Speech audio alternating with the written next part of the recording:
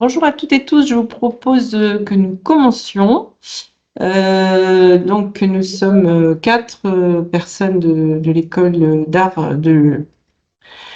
et de design de Limoges à vous accueillir ce soir. Donc, moi, je suis Françoise Sins, je suis la directrice de l'école. À mes côtés se trouve Delphine de Boissaison. Bonsoir. Qui est la directrice des études et de la recherche. Et tout près de nous, Viviane et Karine, auquel j'ai coupé le micro. Donc, il faudra rétablir votre micro, mesdames. Bonjour. Bonjour. Voilà, Viviane Raffier et Karine Archer de la scolarité de l'école. Donc, j'ai coupé intentionnellement vos micros pour éviter les interférences. Mais bien évidemment, si vous avez des questions, n'hésitez pas à lever la main ou à utiliser également le chat pour poser vos questions au fil de l'eau. On va vous présenter l'école et la façon dont la pédagogie se déploie dans l'école. Et on sera tout à fait disposé à répondre à toutes vos questions sur l'école, sur le concours. Et voilà, une personne qui nous rejoint. Donc, l'ENSA de Limoges, c'est une des 10 écoles nationales d'art et de design qui sont répartis sur la France entière. Nous sommes au sein de la région Nouvelle-Aquitaine, qui elle-même regroupe 5 autres écoles d'art, des écoles territoriales. Donc, ce sont des écoles qui essayent de travailler en réseau, à la promotion notamment de leurs diplômés, mais aussi à des projets communs entre les différentes écoles. Donc, cette école nationale est une école très ancienne qui a été créée à la fin du 19e siècle et qui a occupé pendant très longtemps des locaux assez historiques en plein cœur de Limoges. Aujourd'hui, elle est située sur un campus universitaire, campus de Vento, qui est au sud-ouest de Limoges, qui est très proche du centre-ville. On est à 15 minutes du centre-ville. C'est un campus qui réunit l'université, enfin la fac de lettres, mais aussi le restaurant universitaire et différents autres services de l'université. Il y a également des chambres universitaires qui sont sur ce campus. C'est un campus très agréable et l'école qui est très spacieuse, puisque c'est une école qui fait 7500 mètres carrés. Est entourée d'un parc de 2 hectares. Donc, c'est un cadre très arboré et un cadre très agréable à vivre. Donc, c'est un détail qui compte. C'est une école, donc, comme je vous le disais, qui est en dehors du centre-ville, mais qu'on peut rallier facilement en transport en commun, puisqu'il y a des bus qui permettent de venir de la gare jusqu'à l'école, du centre-ville jusqu'à l'école et d'autres lieux bien sûr, de Limoges, il y a bien évidemment la possibilité de se garer sur le parking de l'école, mais les transports en commun sont privilégiés. On a également un super parking pour garer les vélos qui est sécurisé et on a beaucoup d'étudiants qui viennent en vélo. C'est une mobilité douce dont on encourage l'usage. Donc, cette école est inscrite au cœur d'un territoire et ça a particulièrement son sens à Limoges, puisque Limoges est une terre de porcelaine. Et dans l'école, nous proposons un enseignement qui n'est pas tourné vers la céramique, mais qui permet à celles et ceux qui sont intéressés par la pratique de la céramique d'avoir accès à des ateliers particulièrement spacieux et très bien équipés. Nous avons la chance d'avoir un atelier céramique qui se déploie sur plus de 1000 mètres carrés et qui est incontestablement l'atelier céramique le plus grand d'Europe, avec un équipement de très grande capacité, avec des fours gaz, des fours électriques. On a la possibilité de faire des cuissons bois également, des cuissons au raku, et nous disposons également d'une imprimante 3D céramique, enfin de plusieurs imprimantes 3D céramiques d'ailleurs. Donc, nous accueillons des étudiants qui sont passionnés par cette technique et qui vont présenter leur diplôme avec cette mention céramique et qui vont pratiquer la céramique. Je vais du matin au soir. Et puis, on aura aussi des étudiants qui ne font pas du tout de céramique et qui sont très heureux à Limoges parce qu'ils font de la vidéo, de la radio. Nous avons une radio, la radio Zigoto, qui font de la peinture, qui travaillent le textile, le dessin. Toutes les pratiques d'une école d'art généraliste sont offertes, bien sûr, dans l'ENSA de Limoges. Alors, une autre mention est proposée à l'école également, c'est la mention bijoux contemporains, puisque nous avons un atelier dédié à cette pratique. Il y a 2 écoles en France avec cette possibilité, c'est l'école de Strasbourg, l'AIR, Strasbourg-Mulhouse, et l'ENSA de Limoges.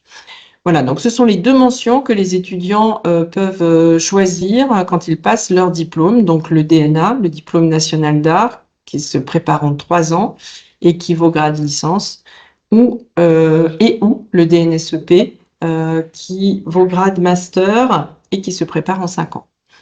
Je ne sais pas si parmi vous, on parlera peut-être, Delphine rentrera peut-être plus en détail sur les questions de pédagogie. Moi, ce que je voulais vous dire aussi, c'est que Limoges est une petite ville, mais une ville qui est quand même assez dynamique pour des étudiants, puisque c'est une ville universitaire. Il y a beaucoup d'universités, puisque Limoges a été pendant longtemps la capitale du Limousin. Et donc, c'était vraiment un lieu de formation, aussi bien sur la fac de lettres, qui est très bien développée, mais il y a également une fac de médecine, une fac de droit, voilà. Donc ça fait un rassemblement d'étudiants assez important et de ce fait une vie étudiante assez dynamique. Il est possible de se loger dans les résidences étudiantes, mais aussi en ville, dans des appartements à partager. Limoges est la ville étudiante la moins chère de France, donc c'est quand même une information importante à connaître. On y vient en train, avec des trains qui ne sont pas des TGV, donc qui ne vont pas vite, mais qui sont beaucoup moins chers. Donc, c'est également un avantage. On a la chance d'avoir lieux d'activité et lieux culturels de très grande qualité sur la ville de Limoges, à commencer par le FRAC Artotech Nouvelle-Aquitaine, situé en plein centre-ville, qui a des collections vraiment très riches, très intéressantes, et avec lequel nous avons des partenariats très étroits. Donc, il y a des activités de l'école qui se déploient là-bas. Il y a également le musée national Adrien Dubouché, qui est un haut lieu de conservation de pièces céramiques anciennes et contemporaines. Le musée des Beaux-Arts de Limoges, qui est également un lieu très intéressant. Et à proximité, il y a le château de Rochechouart ou le Centre international de l'art et du paysage de Vassivière, avec lequel nous collaborons étroitement. Je vais passer la parole à mes collègues et je reviendrai peut-être pour parler un peu des questions d'insertion plus tard. Merci Françoise. Bonsoir à tous et à toutes. Je vais vous parler des différentes années de cursus. La première année, c'est une année généraliste. Donc on a à peu près 45 étudiants en première année. Cette année-là, on propose des cours d'histoire de l'art, d'histoire du design, de philosophie de l'art, d'anglais également, pour ce qui est des sciences humaines. Ça plutôt le lundi. Et après, du mardi au vendredi, ce sont des cours plus pratiques, à la fois en art et en design, au cours desquels les étudiants vont apprendre la démarche de projet, commencer à développer une démarche personnelle, se familiariser également avec les ateliers, les différents ateliers dont Françoise a parlé. Tu n'as pas parlé de la photo argentique, oui. On aurait pu parler aussi de l'atelier bois-métal, du labo CCE, enfin voilà, il y a tout un tas de très beaux outils qui permettent aux étudiants d'aller travailler leurs différents projets dans les ateliers et choisissent évidemment l'atelier en fonction du projet qu'ils déploient, donc ils peuvent aller dans tous les ateliers dans une même année. Et la première année permet justement de se familiariser et avec le fonctionnement de l'école et avec le fonctionnement des ateliers, et également de faire connaissance, outre les enseignants, avec les techniciens d'assistance pédagogique qui sont présents toute la semaine dans les ateliers pour accompagner les étudiants sur le plan de la fabrication, plutôt sur le plan technique, mais qui sont aussi artistes ou designers et donc qui comprennent très bien les enjeux posés par les étudiants. À la fin de la première année, les étudiants choisissent soit l'option art, soit l'option design, puisque les deux options sont délivrées dans l'école. Et ils rentrent dans ces options à partir de la deuxième année. La deuxième année est un petit peu différente, puisque là, il va y avoir des enseignements communs à l'option art et à l'option design, et d'autres évidemment qui sont tout à fait spécifiques à chacune des options. Donc, ce qui est commun, ce sont les cours de sciences humaines qui se poursuivent en deuxième année et troisième année également. Et puis, un format qu'on appelle les studios, qui superposent l'année 2 et 3, les années 2 et 3, pardon, et les options art et design. Donc, les étudiants sont mélangés autour de thématiques ou de pratiques en atelier, par petits groupes, et ce sont des formats qui sont au choix.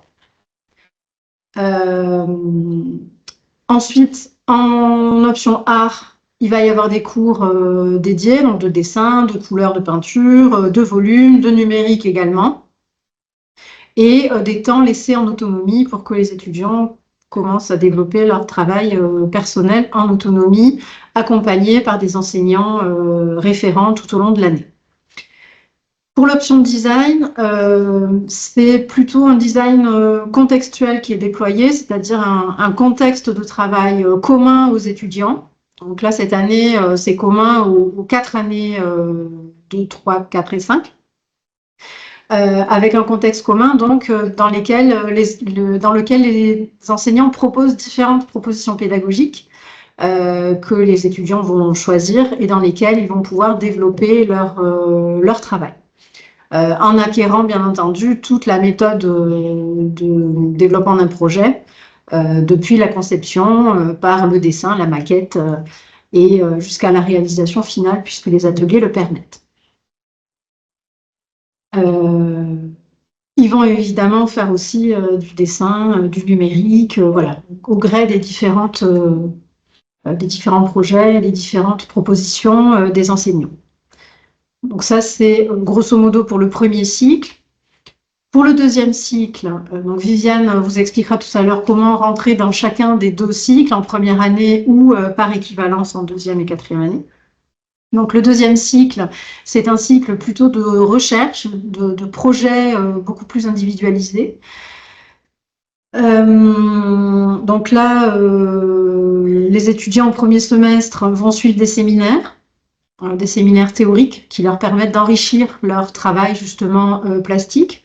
Ils vont déployer un projet qui leur est propre, un projet plastique qu'ils vont pouvoir mener de la quatrième année jusqu'au diplôme de cinquième année.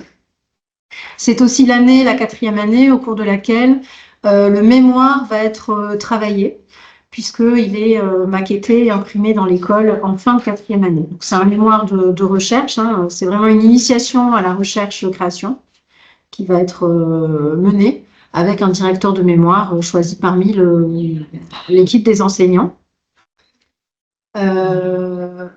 Les étudiants peuvent aussi s'initier au travail de l'exposition et de la médiation à travers des projets professionnalisants, notamment un projet qui s'appelle « À vous de jouer », qui est mené avec des partenaires. Et Françoise l'évoquait, avec le FRAC aussi cette année, les étudiants sont allés faire de la médiation, parler de leurs projets et des œuvres du FRAC le soir en public. Donc c'est un vrai bon exercice pour poser un regard sur des œuvres, les siennes ou d'autres, puisque le recul critique est toujours un élément important dans le travail en école d'art. Je crois que j'ai fait le tour. Ai-je oublié quelque chose? On répondra à vos questions après, de toute façon, dans le détail sur les contenus. Je vais passer la main à Viviane qui va vous parler des concours d'entrée en première année et par équivalence. Bonsoir. Donc, pour le concours d'entrée en première année, le recrutement se fait principalement par Parcoursup, sur la plateforme Parcoursup. Donc, ce concours-là va se faire en 2 étapes. Dans un premier temps, une fois que nous aurons reçu les listes des candidats intéressés par le concours, vous allez devoir vous inscrire sur la plateforme de l'école, ce qui va vous permettre de récupérer le sujet de culture générale que vous devrez reposer la réponse, pardon, quelques jours plus tard, accompagné de votre portfolio. Et à partir du moment où vous avez déposé ces deux documents, donc la réponse à la culture générale et le portfolio, vous recevrez automatiquement une convocation pour venir passer l'épreuve plastique et l'entretien en présentiel à l'école de Limoges. Donc, il n'y a pas de présélection, hein, puisque tous les candidats qui renvoient la culture générale et le portfolio sont automatiquement convoqués pour l'entretien et l'épreuve de plastique générale, l'épreuve de pratique plastique, pardon. Donc ça, vous avez sur la plateforme de Parcoursup un petit peu toutes les modalités et les dates, hein. Normalement, à partir du 9 avril, vous allez pouvoir vous connecter sur la plateforme de l'école. Et vous aurez donc jusqu'au 13 avril pour déposer la culture générale et le portfolio. À la suite de quoi vous recevrez la convocation et les épreuves en présentiel auront lieu le 5, 6 et 7 mai 2026. Ces deux épreuves se passent sur une seule journée, donc vous êtes convoqué soit le 5, soit le 6, soit le 7, de 9 h jusqu'à 17 h à peu près. Et pendant cette journée-là, vous aurez donc une épreuve plastique de 3 heures avec un sujet auquel vous devrez répondre. Et parallèlement à ça, vous aurez deux entretiens avec deux binômes d'enseignants qui passeront un le matin, un l'après-midi pour voir un petit peu comment vous avancez dans votre travail et pour échanger avec vous sur le portfolio, sur l'épreuve de culture générale et de manière générale sur l'intérêt que vous portez et les attentes que vous pouvez avoir sur l'art contemporain. Donc ça, c'est pour une entrée en première année. Pour les entrées par équivalence, c'est un petit peu différent puisque le concours se passe exclusivement en visio. Là, vous avez sur le site actuellement, hein, sur le site internet de l'école, vous avez les liens pour pouvoir également vous inscrire sur la plateforme de l'école et pouvoir choisir l'année dans laquelle vous souhaiteriez être intégré. À Limoges, nous intégrons les étudiants en deuxième année art ou design ou en quatrième année art et design. Donc, c'est un choix que vous allez devoir faire. Vous trouverez également sur ce document, sur ce formulaire, sur la plateforme, tous les documents à joindre. Une petite particularité, il faudra bien sûr joindre un portfolio, ça c'est incontournable, quelle que soit l'école d'art dans laquelle vous irez d'ailleurs.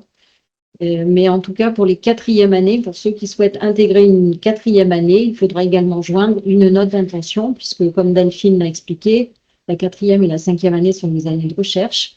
Donc, il faudra préciser pour les quatrièmes années sur la note d'intention, le projet de recherche, éventuellement le titre du mémoire, mais ça n'a rien de définitif, hein, c'est vraiment à titre indicatif.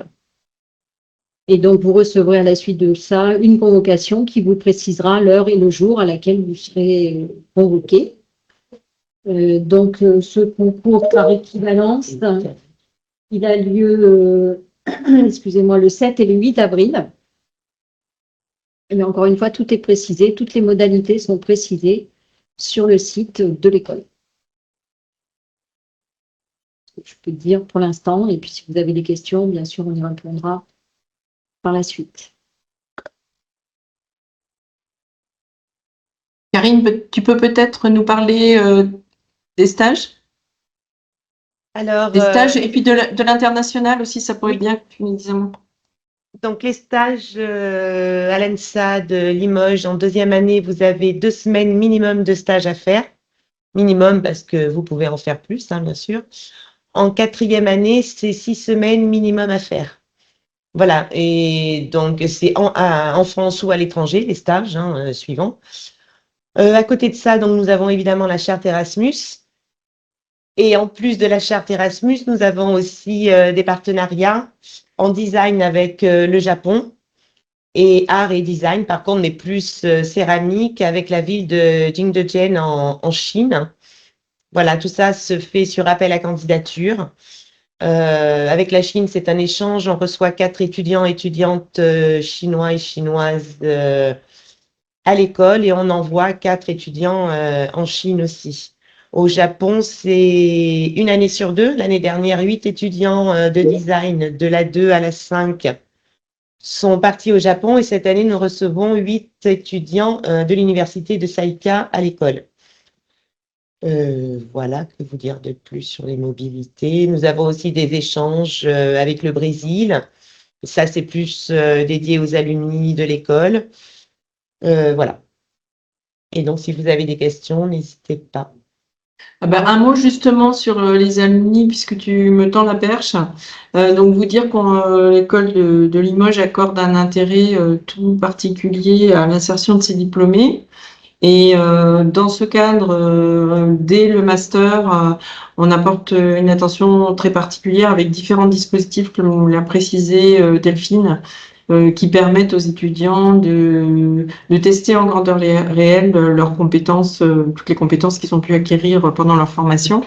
Et après les diplômes, on propose ce qu'on appelle un coup de pouce, et qui est donc un premier contrat qui est passé par des partenaires de l'école. Un contrat qui est passé avec les diplômés pour leur permettre, dans l'année qui suit leur diplôme, de bénéficier d'une résidence, de faire une production ou une exposition selon les compétences du lieu d'accueil. Et donc, ce sont des résidences qui sont rémunérées, bien sûr. Et c'est vraiment une façon de mettre le pied à l'étrier qui est très efficace. Et ça nous donne l'occasion d'assurer une dynamique des anciens diplômés de l'école très vivante et diplômés qui sont très à l'écoute pour organiser des projets. On a la chance d'avoir à Limoges une dynamique très forte avec beaucoup d'anciens qui se sont installés et des jeunes artistes qui les ont rejoints sur le territoire. Donc il y a beaucoup d'événements qui sont organisés par des artistes émergents sur Limoges et la périphérie de Limoges, bien sûr le plateau de Millevaches, mais ça crée une dynamique vraiment propice et fructueuse pour les artistes. Voilà. Et je crois qu'il y a au moins une question dans le chat. Non. Si je peux compléter, parce que là tu parles de la sortie de l'école, mais c'est vrai qu'en master, donc en année 4 et 5, il y a la possibilité pour les étudiants aussi de suivre des modules après l'école. Oui. Pour les accompagner dans la préparation de l'après, justement, avec les interventions sur la propriété intellectuelle, comment protéger sa propriété intellectuelle, comment créer son numéro de SIRET, comment fixer un prix, comment voilà, il y a des échanges avec des anciens étudiants aussi, des diplômés qui viennent raconter un peu leur sortie d'école. Voilà, c'est une manière de se poser aussi la question de la suite. Quand on est à l'école, ça évite le petit flop après le diplôme et de pouvoir voilà, anticiper et être tout de suite très actif à la sortie. Et puis j'ai oublié aussi de mentionner sur le deuxième cycle les ateliers de recherche et de création qui sont quand même un élément important dans la pédagogie qui représente à peu près une semaine par mois. Et là, ce sont voilà, des problématiques de recherche qui sont posées en lien avec les axes de recherche qui ont été définis dans l'école, puisque nous avons 3 axes de recherche qui sont travaillés ici. Un autour des questions de gestes, gestes traditionnels, gestes innovants. Un autour des questions de territoire, qui s'appelle Territoire du vivant. Et le troisième, Image & Co, qui pose des questions justement d'image à travers l'histoire de l'art et dans l'art contemporain. Voilà. Et il y avait une question dans le chat. Mais Viviane et Karine ont répondu. Ah. Alors, concernant les alternances, c'est 4e et 5e année. Alors, ça peut être 5e année seulement. Ça peut être 4 et 5. Ça peut être seulement 4. C'est un peu fonction de vous. On essaye, nous, de s'adapter en termes de répartition pédagogique pour vous permettre de suivre votre cursus sans être pénalisé. Alors, c'est beaucoup plus facile en 5e année parce qu'il y a encore moins d'enseignement qu'en 4e année.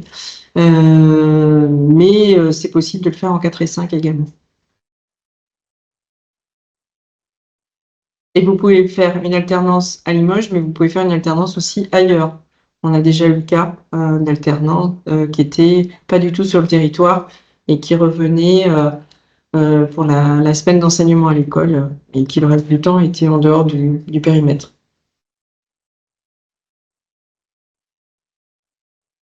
Avez-vous d'autres questions? Alors, combien d'élèves en master? Ça dépend.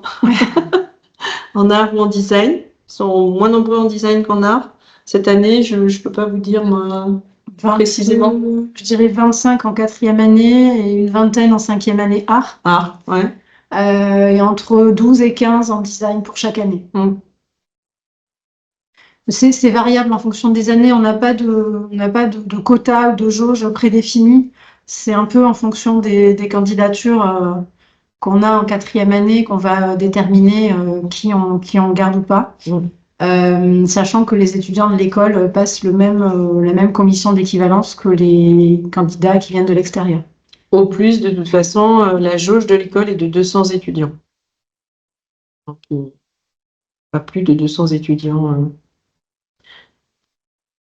Oui, il y a un restaurant universitaire sur le campus. Donc, c'est tout à fait possible. Et en plus, il n'est pas loin du tout. C'est très accessible. Donc, vous pouvez très facilement aller manger au restaurant universitaire ou aller chercher votre plat au restaurant universitaire et le rapporter pour le manger à l'école, puisqu'à l'école, il y a une cafétéria où on mange actuellement, on mange tous ensemble, quoi. Et puis, les étudiants de l'école ont aussi accès au service de santé étudiant, qui est pas très loin ici, sur le campus aussi. Et ça me permet d'enchaîner sur la question des aménagements, parce que je suis aussi référente handicap pour les étudiants. Donc voilà, celles et ceux qui sont dans l'école et qui ont besoin d'aménagements parce qu'ils sont en situation de handicap peuvent aussi bénéficier de ces aménagements qui leur permettent d'avoir les mêmes chances que n'importe quel étudiant.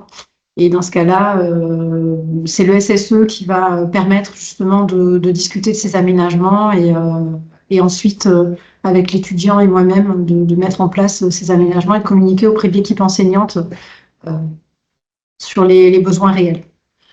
Alors, pour la mention bijoux contemporain, la mention bijoux peut être posée sur le DNCEP aussi bien en art qu'en design. Donc, c'est à vous de choisir si vous êtes designer et que vous avez envie de poursuivre en design. Vous pouvez tout aussi bien avoir une mention bijoux en étant designer. C'est pas du tout impossible. Alors, concernant les DNMAD, la question se pose chaque année, en 2e ou 4e année. Techniquement, vous êtes titulaire avec un DNMAD titulaire d'une licence, donc vous pouvez tout à fait prétendre à une 4e année. Voilà, l'enseignement en école d'art est très différent de l'enseignement en école d'art appliqué, et parfois certains étudiants rencontrent des difficultés en intégrant une 4e année parce que le système, le mode de pensée et le mode de travail est très différent. Donc, c'est un petit peu, moi je pense que c'est préférable de candidater en 4e année, mais ne pas être surpris si effectivement, à l'issue de la commission, on vous propose une autre année où on envisage la possibilité des NSEP en 3 ans, ce qui laisserait le temps de vous acculturer pendant une première 4e année. Donc, c'est un petit peu comme ça que les choses se gèrent au sein de l'école. Et à quel moment le préciser? C'est quand vous allez, en fait, il y a différents liens à suivre pour s'inscrire pour les commissions d'équivalence. Et donc, il faudra suivre le lien qui vous amène vers la 2e année ou vers la 4e année. Et automatiquement, vous serez orienté vers l'une ou l'autre. Alors, combien y a-t-il d'heures de cours par semaine en première année?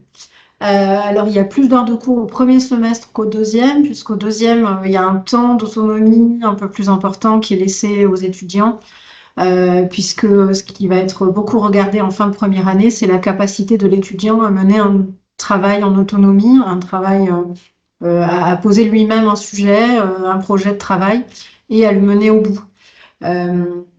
Au premier semestre, ils ont cours presque toute la semaine. C'est-à-dire entre les sciences humaines le lundi, généralement c'est 4 heures de sciences humaines le lundi, et ensuite les cours du mardi au vendredi, les cours pratiques.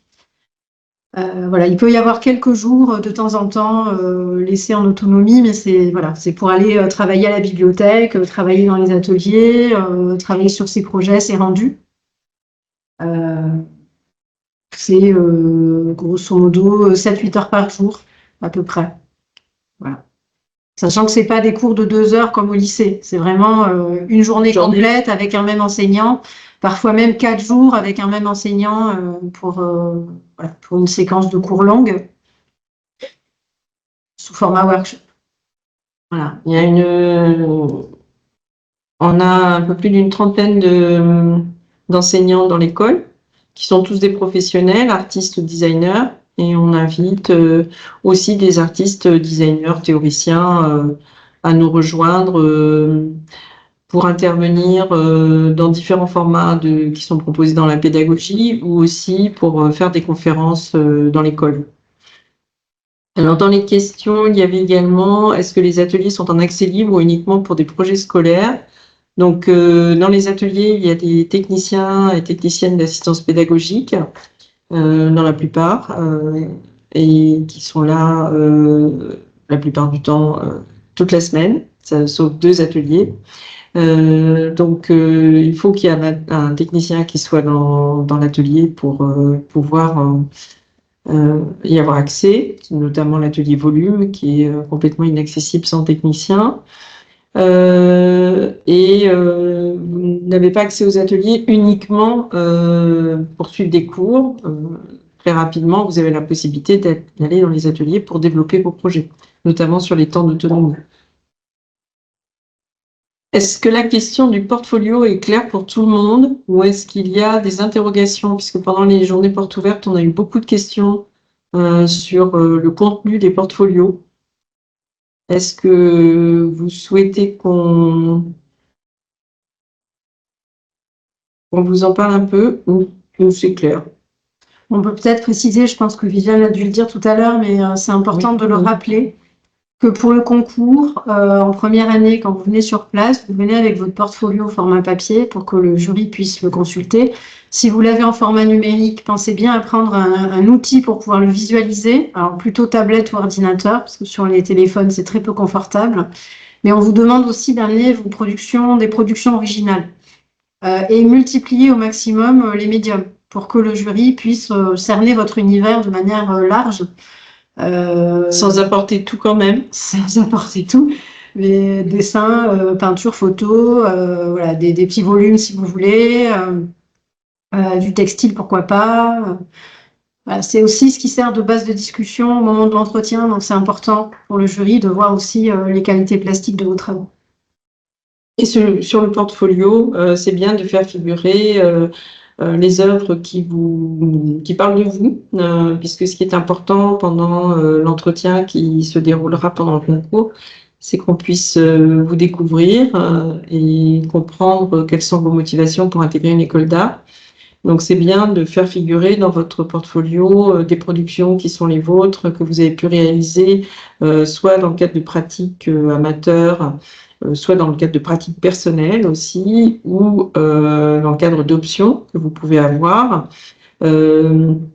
d'expliciter un petit peu votre démarche, vos sources d'inspiration, de mettre pas mal d'images qui vont présenter ces œuvres. C'est bien d'indiquer les dimensions, qu'on se fasse une idée, si c'est un panorama ou si c'est juste un 21-29-7, c'est pas tout à fait la même chose. Je crois, Viviane, que tu avais des exemples éventuellement à partager. Alors, il n'y a pas de différence entre un portfolio design ou un portfolio art. Ce qui est important, c'est de pouvoir mettre des exemples de vos productions, des exemples de vos réalisations, parfois d'indiquer aussi les processus, si ça peut être pertinent par rapport à votre démarche, parce que certains artistes accordent une importance très, très singulière aux démarches plastiques qui sont les leurs, d'autres n'ont pas du tout d'attachement. Donc pour certains, ça peut être intéressant de mettre quelques photos qui mettent en avant le processus que vous avez utilisé pour réaliser les pièces, si c'est à plus forte raison si c'est un processus un peu singulier. Si ça n'est pas le cas, si vous faites de la peinture à l'huile, il n'est pas nécessaire de montrer des gros plans de tubes de peinture, c'est pas intéressant. Mais parfois, si par exemple vous fabriquez vous-même votre papier avec des papiers de récupération, il y a peut-être quelque chose d'intéressant à souligner. Autrement, effectivement, des photos, des pleines pages, des photos en pleine page, c'est quand même toujours plus valorisant. Essayer de respecter les échelles aussi, de pas mettre en pleine page un dessin qui est issu d'un carnet de croquis. Pour garder un peu de véracité aussi dans la façon dont vous exprimez les choses. Soyez sincère dans ce qu'on vous montrez. C'est aussi ça qui nous touche lors du concours et des échanges. C'est ça qu'on recherche aussi beaucoup dans les portfolios. Quels sont les différents pour une candidature en première année? Après, on ne s'attend pas, quand vous candidatez en première année, à ce que vous ayez un portfolio de 50 pages avec énormément de reproductions de toutes vos créations. On peut avoir tout à fait conscience que vous avez une production limitée et il vaut mieux faire un choix de pièces qui vous paraissent pertinentes et auxquelles vous êtes attaché, plutôt que d'essayer de remplir en mettant un maximum de photos, ce qui n'aura pas de sens. Il faut que, quand on va feuilleter ce portfolio avec vous et qu'on va être amené à engager un échange, vous soyez prêt à défendre vos productions et ne pas nous dire, bah oui, mais ça c'est quelque chose que j'ai fait il y a longtemps et qui représente rien pour moi, parce que ça va pas vraiment nous intéresser. Donc, carnet de dessin, on adore les carnets de dessin. Et souvent, quand vous êtes en train de parler, justement, nous, on feuillette les carnets de dessin parce que on trouve plein de choses dans les carnets de dessin et c'est ça nous donne plein d'informations. Donc, c'est chouette. Viviane, tu veux partager quelque chose? Oui, je peux en partager, qui ne sont que des exemples, hein, c'est pas. Mais par rapport au portfolio et de nombre de pages, comme les étudiants nous ont présenté aux portes ouvertes, il y en a qui sont venus avec des portfolios de 8 pages, d'autres de 35 pages. Ça ne fait pas du tout, ce n'est pas significatif.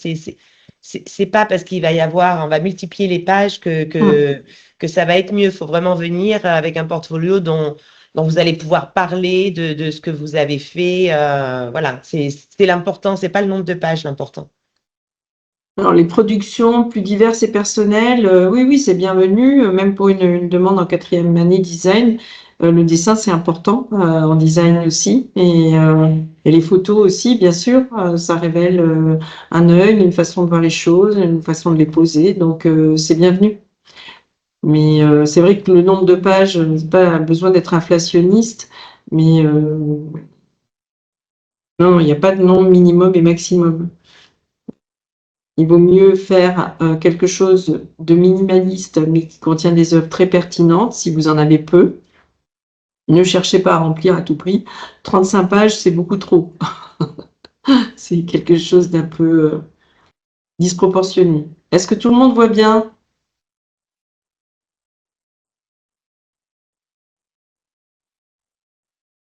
Oui, parfait.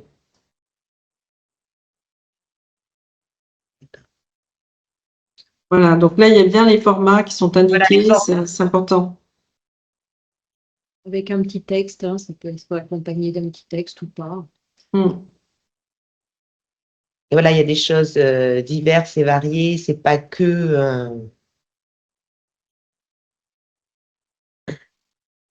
Il y a aussi des choses qui ne sont pas forcément abouties.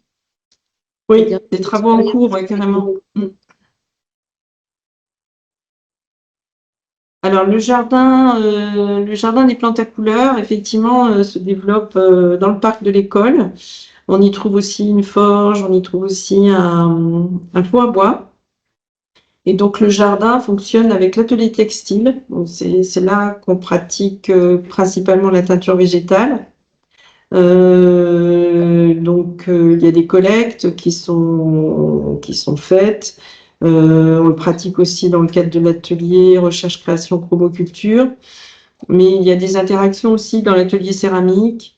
On a beaucoup d'étudiants qui sont très impliqués dans l'atelier textile et qui pratiquent la teinture avec notamment avec une enseignante qui est plus particulièrement rattachée à cet atelier, Cécile Vigneault, et ainsi qu'une technicienne d'assistance pédagogique, Clara Salomon.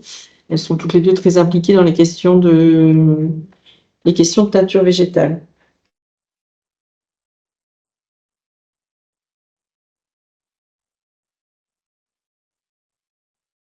Donc celui-là a 20 pages, mais le précédent en avait 12. Hein. Il y a pas de...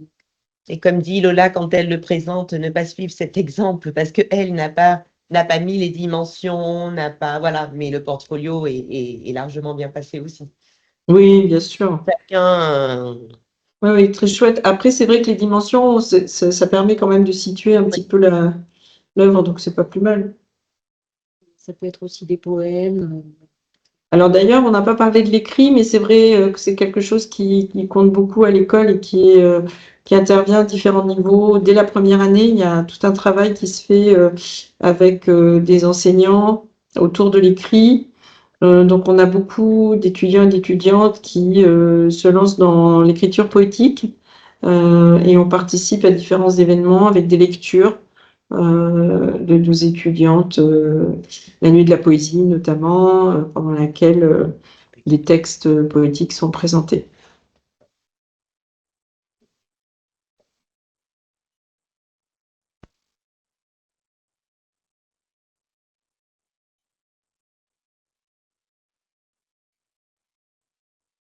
Alors bien sûr que la commission d'équivalence en deuxième cycle, on attend quelque chose d'un petit peu plus élaboré qu'en première année. Hein. Vous avez quand même 3 ans derrière vous de production et de recherche déjà amorcée. Donc oui, on attend quelque chose d'un petit peu plus sophistiqué, effectivement. Plus structuré peut-être, voilà, avec peut-être un travail de mise en page aussi un peu plus abouti. Vous êtes quand même censé déjà maîtriser un peu plus des outils comme InDesign pour vous permettre de faire une mise en page plus soignée. Et ce qu'on attend sur la commission d'équivalence en deuxième cycle, c'est aussi un projet de recherche pour le mémoire qui sera écrit durant le master.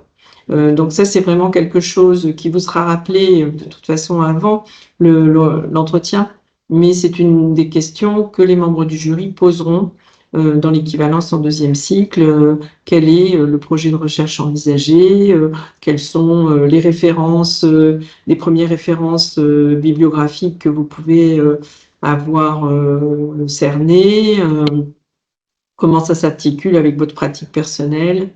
Voilà. Donc, le projet de recherche se fait sur 2 ans, oui, bien sûr, sur la 4e et la 5e année. Le mémoire s'écrit pendant la 4e année.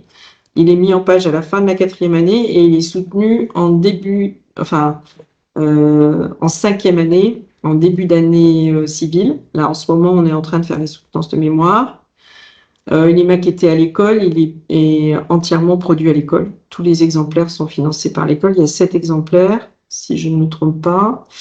Peut-on postuler en première année, quel que soit son cursus antérieur et quel que soit son âge? Oui, tout à fait. On a eu un étudiant qui avait, quel âge il avait quand il est arrivé? 58? 58. Ouais. Donc ça, c'est un portfolio, c'est donc pour un master design. Oui, on peut insérer des liens dans le portfolio, bien sûr, pour le visionnage de vidéos. Oui, tout à fait. Assurez-vous qu'il soit bien actif. Hein.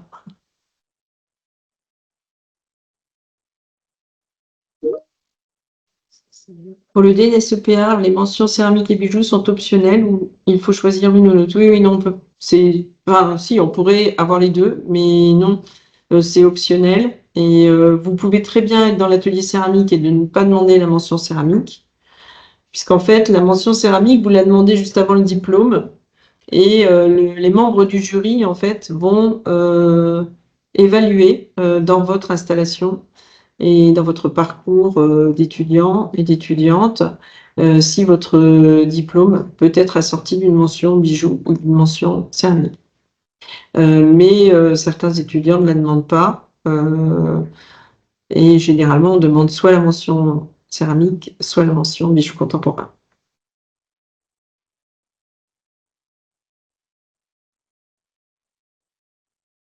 Je pense qu'on a répondu à toutes les questions qui sont arrivées. Si toutefois on avait oublié quelqu'un Surtout, n'hésitez pas à vous manifester.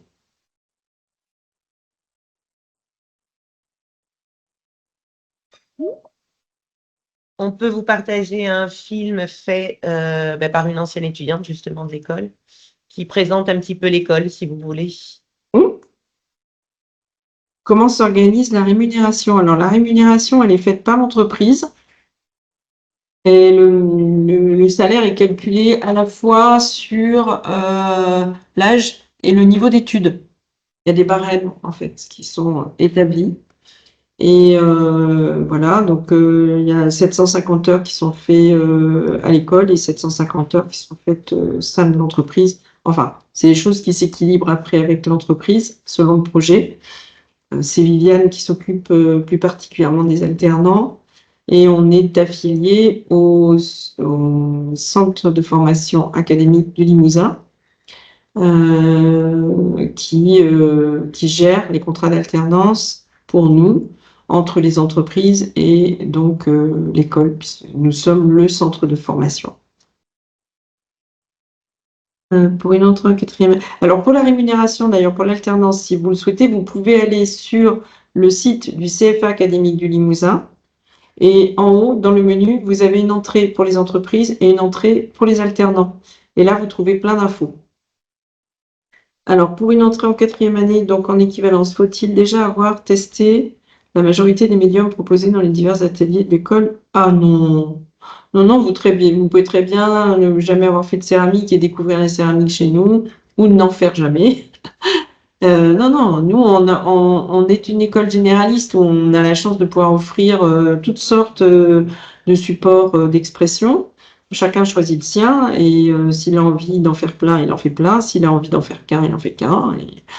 Et voilà, donc, ça reste très ouvert et on ne demande pas d'avoir une pratique dans tous les domaines, c'est certain.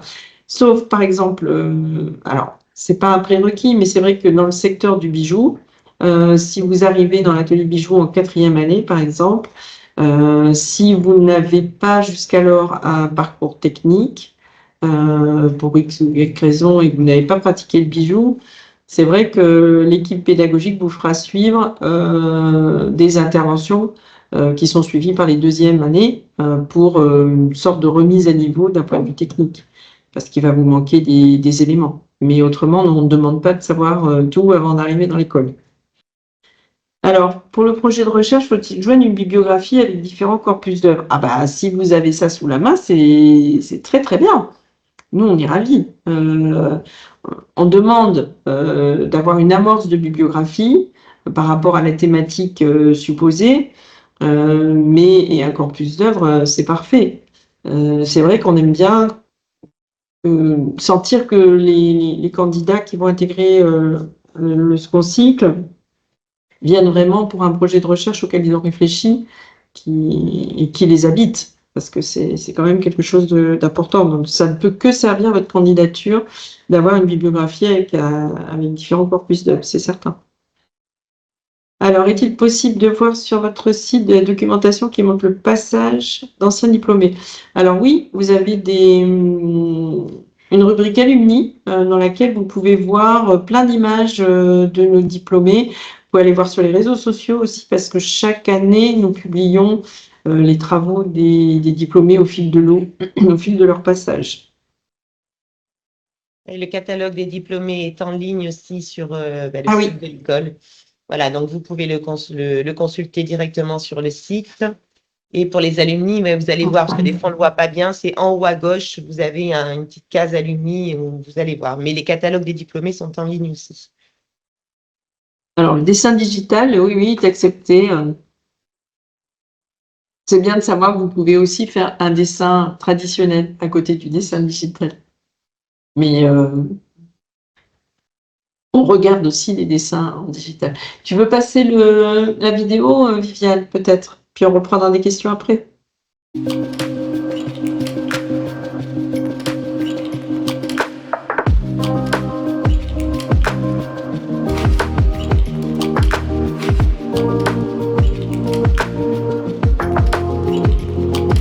Ici, on est à l'ENSAD de Limoges, l'École nationale supérieure d'art et de design de Limoges. C'est une école publique. On a dans cette école après un concours d'entrée dans laquelle on prépare à 2 diplômes, donc le DNA et le DNCEP, dans 2 domaines, art ou design. On a en fait une super superficie de plus de 7000 m² pour 200 étudiants. Donc on a un contexte de travail qui est super. Dans cette école, on va retrouver 2 spécialités qui vont être le bijou et la céramique, qui forment à elles deux en fait des mentions qui en fait vont être accordées au moment du diplôme sur demande. On prépare ces mentions grâce à des ateliers qui sont immenses et qui permettent énormément de choses et qui ouvrent le champ des possibles dans les pratiques des étudiants. Et ici d'ailleurs, on est dans l'atelier porcelaine, qui est un des plus emblématiques puisqu'on est à Limoges.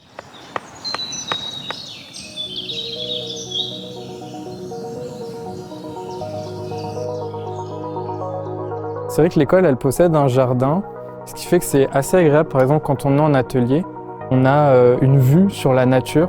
Quand il fait beau, ça va aussi permettre de manger dehors ou de profiter du soleil.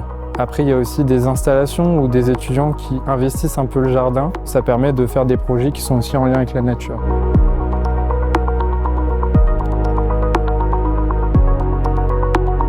Ce que m'apporte cette école, je dirais qu'elle m'a apporté beaucoup de pratiques parce que comme je viens d'une section qui est universitaire, on n'avait pas une pratique qui était très établie. Les points forts, je dirais que c'est avant tout les ateliers parce que c'est vrai qu'on a la chance d'avoir des grands ateliers qui sont assez bien équipés et avec aussi le nombre de personnes qu'il y a dans l'école, enfin au sein des étudiants et étudiantes, on n'est pas un grand nombre, ce qui fait que c'est assez agréable de travailler en atelier, on a assez de place et on n'est pas restreint par une capacité. Est-ce que c'est une école accessible? Je dirais que oui et non. Parce qu'en fait, moi, je viens de assez loin par rapport à Limoges, donc financièrement, il faut payer le trajet et le déménagement. Mais je dirais qu'une fois sur Limoges, la vie est un peu plus agréable parce que le coût de la vie est vraiment assez bas. Pour commencer une vie étudiante, c'est vrai que c'est agréable d'avoir un logement qui ne nous coûte pas non plus des 1000 et des cents.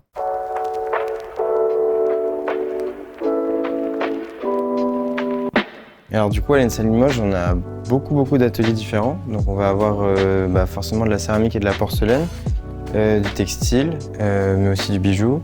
Et puis il y a un gros atelier d'édition avec des machines à sérigraphie, puis bien sûr de la photo vidéo. Et on a aussi tout ce qui est nouveaux médias, donc ce sera plus des imprimantes 3D, notamment des imprimantes de céramique ou des scanners 3D. Et les étudiants circulent assez librement entre tous ces ateliers en fonction de leur projet.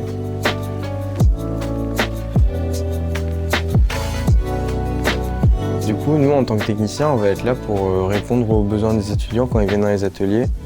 Donc, ils viennent avec leurs projets, leurs idées, et en fait, nous, on leur apporte des conseils techniques sur la faisabilité de tout ça. On leur prête du matériel et eux, après, en disposent afin de réaliser leurs projets ou aussi pour faire des installations, notamment pour leur diplôme.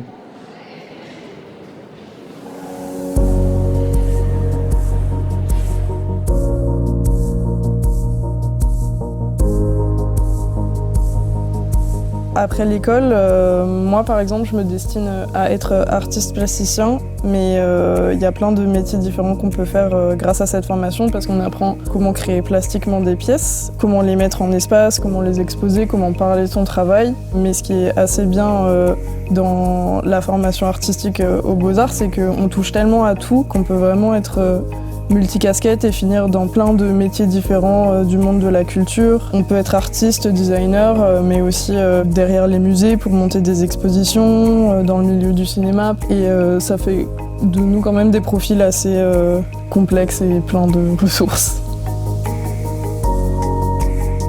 Juste après notre diplôme, on a organisé notre exposition des diplômés et là, différents partenaires de l'école ont été invités pour venir discuter avec nous, qu'on leur montre notre travail. Via ces différentes rencontres, on a pu plus ou moins tous obtenir un premier contrat professionnel.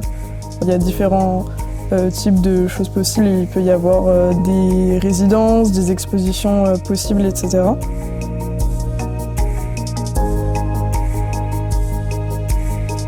Ce qui est assez chouette, c'est que par exemple, moi je vais rester dans la région et je suis encore toujours beaucoup soutenue par l'école qui vient à ma rencontre lors de vernissages ou autres et qui diffuse mon travail également. Du coup, c'est assez chouette.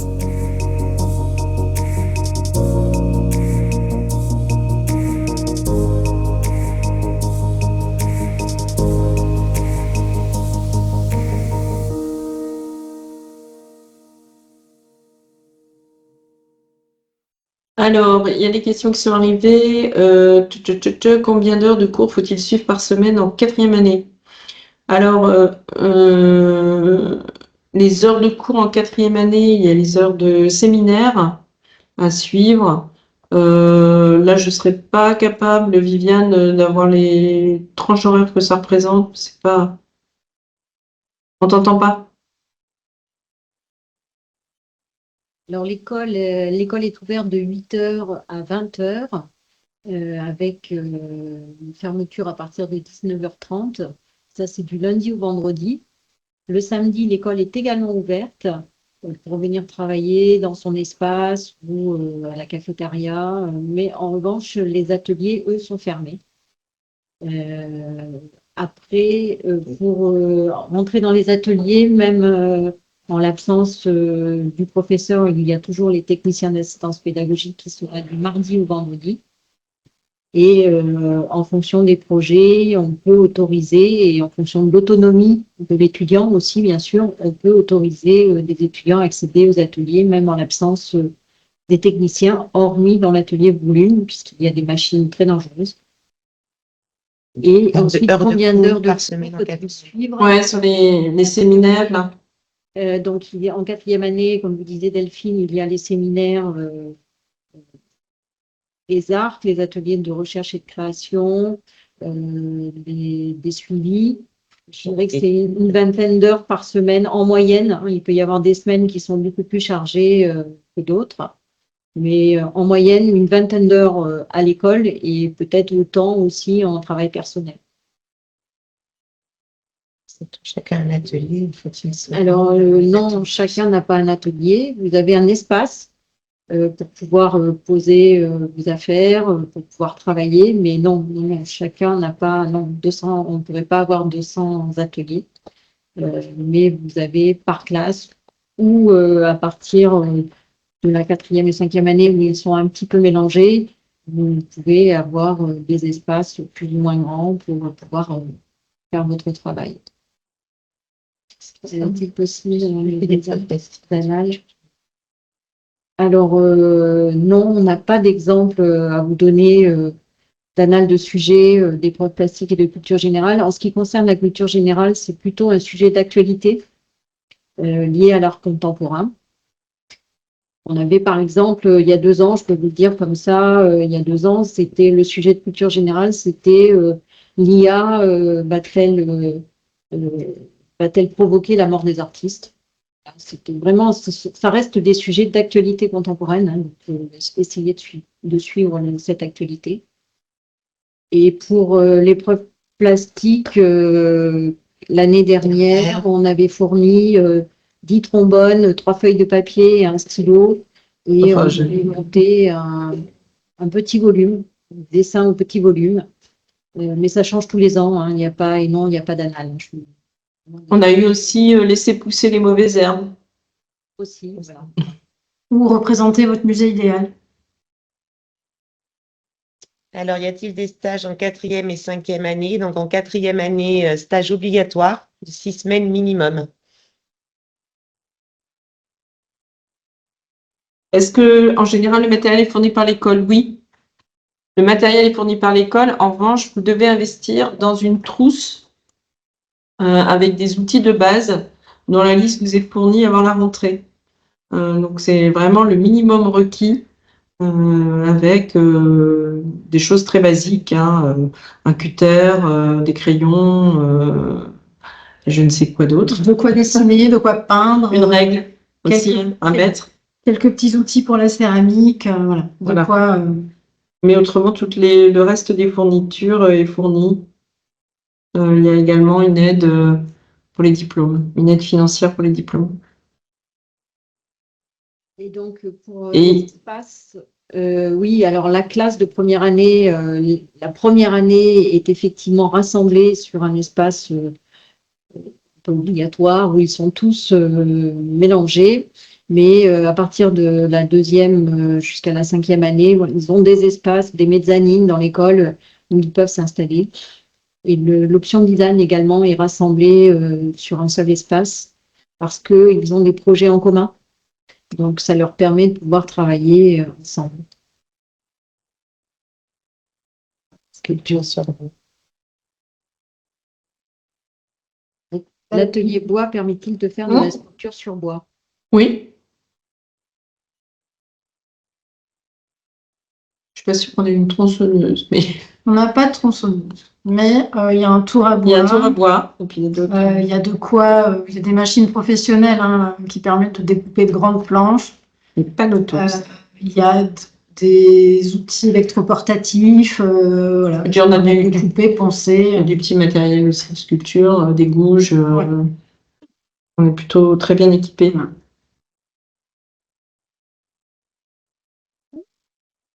Tac. Ça fait trop.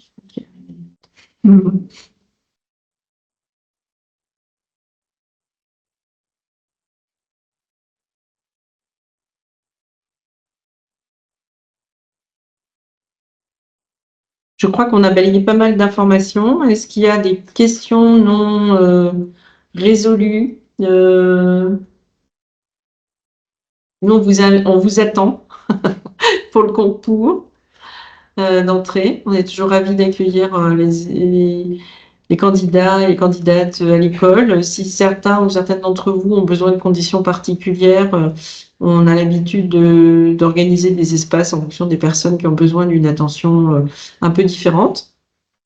Voilà, donc on est très heureux de vous accueillir sur cette journée avec des madeleines. Production locale. Le rêve, je vois que du rêve. Non, c'est vrai, l'ambiance est très sympa. Hein. Je vous assure, généralement, à l'issue du concours, les gens repartent en disant qu'ils sont ravis de la journée qu'ils sont passés à Limoges. Alors, comment valide-t-on son DNA en 3e année? Y a-t-il un examen ou un jury final? Oui, tout à fait. Il y a un jury final avec une présentation qui est auditionnée par un jury. Qui est constitué de 2 invités plus d'un enseignant qui juge de la pertinence de la production et de la présentation aussi du parcours de l'étudiant, de l'élaboration de ses pièces, des références aussi qu'il est capable de mettre en résonance avec soit des marges d'artistes ou de designers. Et de la mise en espace. Et de la mise en espace, exactement.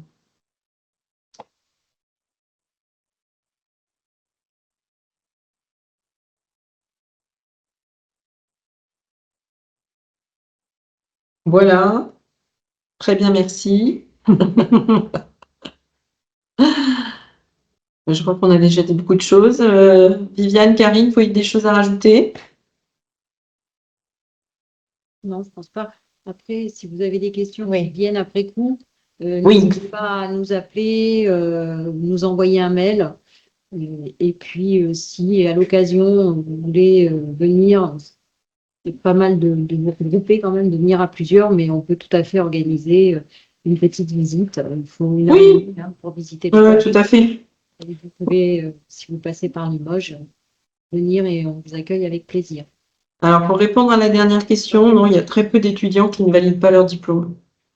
Là, moi, sur les dernières années, il n'y en a aucun qui n'a pas validé son diplôme. Tout le monde a eu son diplôme. Le DNA permet-il d'accéder à des masters qui touchent par exemple à l'animation et à l'illustration? Oui, tout à fait. D'autant plus que si c'est des sujets qui vous intéressent, c'est des sujets que vous pourrez pratiquer dans l'école. Et effectivement, après, vous pouvez bifurquer sur un master un peu plus spécialisé sur ces thématiques-là, oui.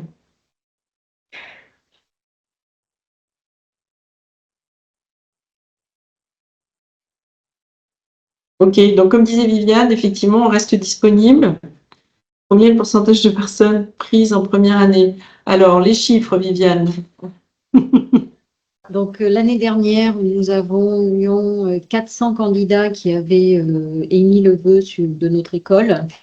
Au final, 300 sont sur les 400, donc les 400 se sont inscrits et ont reçu le sujet de culture générale. 300 y ont répondu. Donc, ces 300-là ont été convoqués à l'entretien.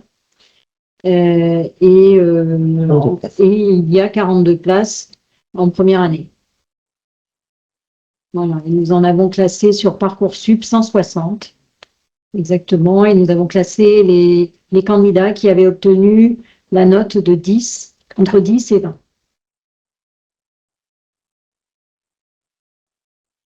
Ça répond à ma question.